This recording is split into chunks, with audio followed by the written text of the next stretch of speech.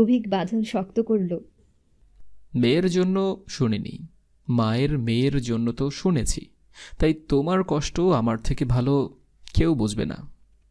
তাহিয়া আগ্রহী হলো, রাগ দমিয়ে কৌতূহলী গলায় জিজ্ঞেস করল, আমার জন্য কখন?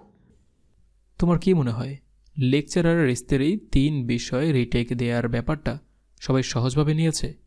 অফিস কক্ষে শিক্ষক মহলে হাসির রোল পড়েছিল।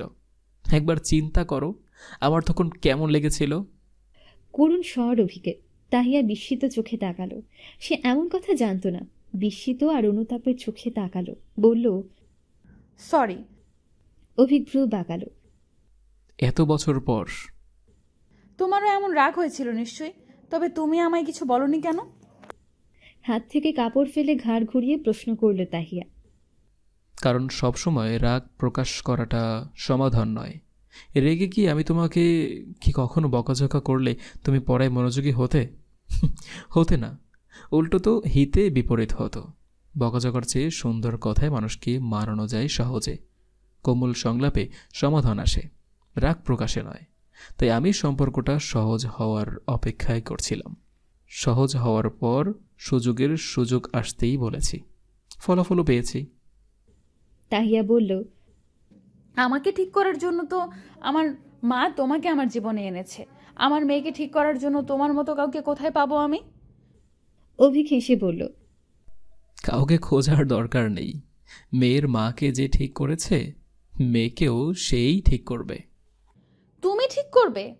পারবে মেয়েকে পড়ায় মনোযোগী করতে, স্কুল পালানো বন্ধ করতে? ভ্রু নাড়ালো তাহিয়া।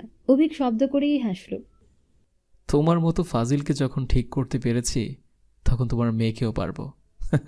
নিজের জীবনের কথা একবার ভাবো, কতটা ফাজিল ছিলে তুমি, কতটা নাস্তুনাবুদ করেছো আমায়। তাহিয়া ফিরে গেল অতীতে। সেই বুড়ি সেজে অভিকের সামনে দিয়ে পালানো, পড়তে বসে বাহানা খোঁজা স্মৃতিরা চোখে ভাসতেই মনটা রঙিন হলো। রাগ সরল, হেসে উঠল শব্দ করে, বলল, একটু বেশি ফাজিল ছিলাম। অভি কৌতুকার স্বরে বলল, সেই ফাজিলটাও একদিন মা হয়ে মেয়েকে শাসায়। আমি তো জীবনেও ফিল করিনি, স্কুল পালানোর নামও শুনিনি। কি সাংঘাতিক কথা হিয়া। তাহিয়া খিলখিলিয়ে হেসে ফেলল, বলল, প্রেস্টিজ ইস্যু। মা মা না আমি। মা যত খারাপ হোক, ছেলে মেয়ের সামনে ভালো সাজতে হয়।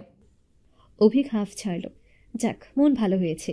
সে কোমল স্বরে ডাকল, হিয়ারানি। তাহিয়া পিছন ঘুরল।